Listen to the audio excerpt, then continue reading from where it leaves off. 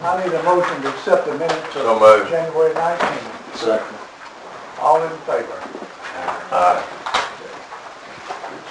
Ms. Ellen Court was requested permission to address the board regarding water fluoridation. We'll use this table. Thank you all for letting me have this time to talk. I really appreciate it. You have a lot to cover with me.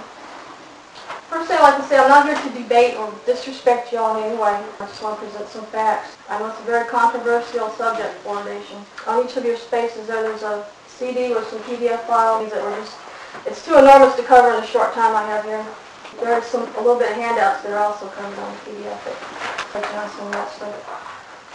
Well, as far as fluoridation, it's popular belief that it's to prevent tooth decay, which actually is not a government agency, but it has endorsed fluoridation for years. If you look at the history, you'll see throughout history there's been lots of medical establishments that have found these assertions to be false. The first one you have there is the World Health Organization from 2004. If you look, you'll see the decline in tooth decay between fluoridated and unfluoridated countries. And also even the Journal of American Dental Association in their own article, this is dated, I think, 2002, ingested fluoride does not reduce tooth decay. The action is topical. So basically ingesting it makes about as much sense as swallowing skin cream to prevent wrinkles. That's nothing any of us would do. We'd put it on our wrinkles, right? There's a letter here from 1965.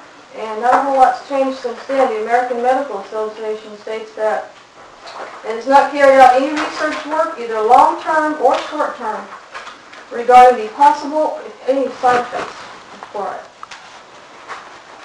Another misconception is that fluoride is natural. Now, the fluoride found in the earth and in natural springs, true, that is natural. But what's put in the water is not. And it's not even pharmaceutical grade.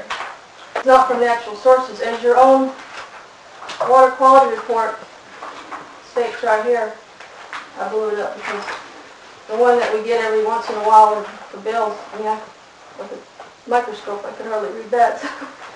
But if you look real close, it does say fluoride and it does say discharge from fertilizer and aluminum factories. Where are you? You jumping all around. Well, I figured y'all would have put one in there, but this is your own water quality report. And if you want to pass it around, you can see a close-up version of it. But that comes out, this was the last one that was published that I know of. And it was published the end of 2010. Currently waiting on the next one. And the actual component, being that it's not natural, the actual substance that's put into the water is hydrofluorosilicic acid. Because it contains fluoride. I have talked to the engineers at your own water company and others that have stated this fact, spelled it out to me, hydrofluorosilicic acid. And you'll have 2 pages of a 5 or 6 page MSDS right there. It's called Material Safety Data Sheet that states exactly what the compound is when it arrives at the water treatment plant. Not when it comes out the faucet, but when it arrives at the water. And it's listed as a Class 3 hazardous material.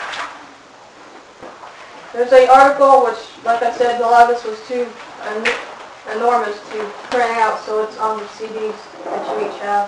Trace contaminants in water treatment chemicals, published by the American Water Works Association Journal, December 2004, stating that in this hydrofluorosilicic acid there is also other trace contaminants. Also on that sheet that you're passing around you can see the barium, chromium, and all that, which according to their studies comes with the hydrofluorosilicic acid. It's not just fluoride. The EPA has never completed toxicology studies on this substance, or on fluoride. But they classify it as a contaminant. This is from the EPA drinking water, primary drinking regulations. It states fluoride is an additive which, from erosion and discharge from fertilizer and aluminum factories, just like the water quality report states. Now, I'm not saying everyone that drinks a glass of water is going to drop dead. We'd all be dead, right? It's accumulative in the body over time. You know, we don't taste it, we don't see it, we don't smell it, but it builds up in our bodies over time. Apparently the EPA set standards, you know, you can have so many parts per million. And you've all abided by these guidelines, and most water companies do. But how do you set this approved level? You know, it varies. If I'm an athlete in August, I'm going to drink a lot more water than, say, a school teacher. A small child compared to a kidney patient, and we also have to take into account how much do we consume in our food and beverages. There's really no way to monitor this. I mean, the safe level that they set is uncontrollable. I mean, I hope you understand where I'm coming from with that. And being that it's put there for the purpose of treating dental cavities, no doctor or pharmacist would prescribe medicine for an entire population. Unseen, regardless of weight, age, health, for a lifetime. It's just that the ethical issues alone are enormous too. All the health issues. There's also studies. This was done from the Journal of Medical and Allied Sciences, dated 2011, which studied confirming the effects on the neurological system. And the most recent one, Nuclear Medicine Communications, this was, I believe, from January of this year, the effects on the cardiovascular system and the calcification of the arteries and fluoride intake. So these are, you know, more and more studies coming out all the time. Some of the stuff that's been proven years ago is still true today as far as the effects it has, the topical effects. It's topical. If you're worried about cavities, go buy some fluoride toothpaste. Not every single person in the population, I don't feel, should be forced to consume fluoride. And more people are understanding this, waking up to the fact that it's happening. And like I said, it's hard to read that report. It's just small letters. People don't read that, I don't think, in their water bill. The CDC warned not to give fluoridated water to infants. The Centers for Disease Control. Most parents are unaware of it. If you weren't watching the news that night they announced it or haven't checked their website lately, you probably don't know. I've never seen a warning on my water bill. So what are we supposed to do as parents? In these economically challenging times, buying bottled water, buying distilled water, that gets expensive. They have those filtration systems. They're anywhere from $100 to $3,000. You know, I got an estimate to dig a well, and it's going to run me about $5,000 at least. And that's just economically infeasible. Talking about money to fix the fluorosis damage, which is why CDC, the reason they lowered the level in the first place was because of the high incidences of children with getting fluorosis. It's about $1,600 per tooth to get porcelain veneers and get this damage repaired, or cosmetically repaired anyway. It is being put in the water without the consent. It is hydrofluorosilicic acid. I believe the risks far outweigh any alleged benefits.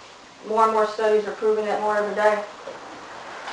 I drink it, my kids drink it, my pets drink it, I water the food I grow with it, and I don't even know where it's coming from. I have not been able to find out the exact source. All I know is what it is. It comes on a tanker truck or whatever, and it's put in the water. It's not tested before it's put in the water. Now, when the water comes out, the final processing stage, I'm sure it's tested. And like I said, we don't see it, smell it, taste it. And it is the only thing put in the water for the purpose of people's health. It doesn't treat the water or clean it or do anything else to it. I'm not a lawyer or a scientist, but anyone can look up this information, and it's not all some far-fetched craziness. These are established medical firms. Since the 1990s, I can pass this around, I think it's on CD. These are all the cities that have chosen to either not put it in their water or have chosen to get it out of their water.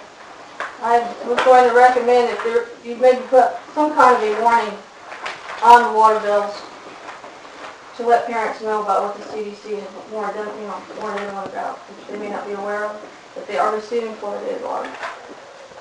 That's just a little example I've come up with.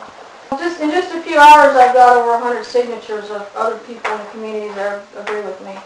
Like I said, that was just a few hours. But I have a proposal, and I also have, this just come to me a few hours ago, so I wasn't able to make copies of it. Tennessee is just proposing a law that will require, I'll just read a quick bit of it here, requires manufacturers of products added to public water systems to verify the safety of such products to the system operators, basically to prove that this stuff is all right and healthy and passes tests before it's put in the water.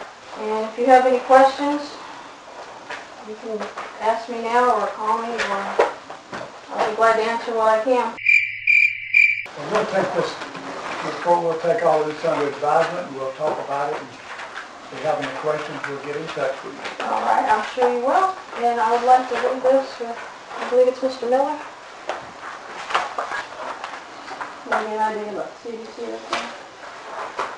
Proposal, this is the latest legislation. Thank you for your time.